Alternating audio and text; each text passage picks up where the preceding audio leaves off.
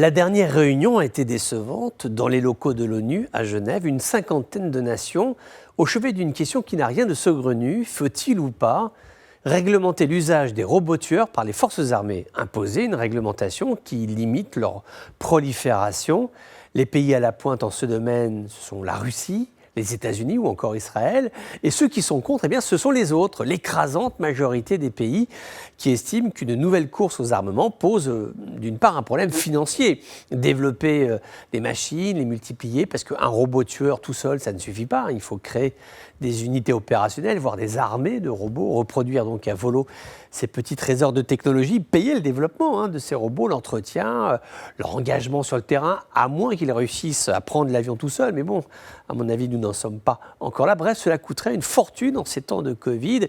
Deuxième interrogation, éthique celle-là, donner le pouvoir de la coercition à une machine autonome équipée de visées laser, d'un ordinateur et d'une arme à feu. Cela risquerait de faire peser des menaces. Admettons que cette machine tombe en panne, tout simplement qu'elle tombe en panne, que le robot disjoncte, qu'il bug et qu'il sorte dans la rue, ouvrir le feu sur tout ce qui bouge. Si nous ouvrons cette boîte de Pandore, voilà ce à quoi l'humanité s'exposerait, construire des machines qui risqueraient potentiellement de se retourner contre nous. Alors la logique, on la voit bien, elle est industrielle. Les puissants acteurs de l'industrie de l'armement sont en quête permanente de nouveaux marchés. Ce serait là un business considérable. Et puis pour nous, humbles, anonymes que nous sommes, ce serait aussi l'espoir, en cas de guerre, d'envoyer quelqu'un d'autre mourir à notre place.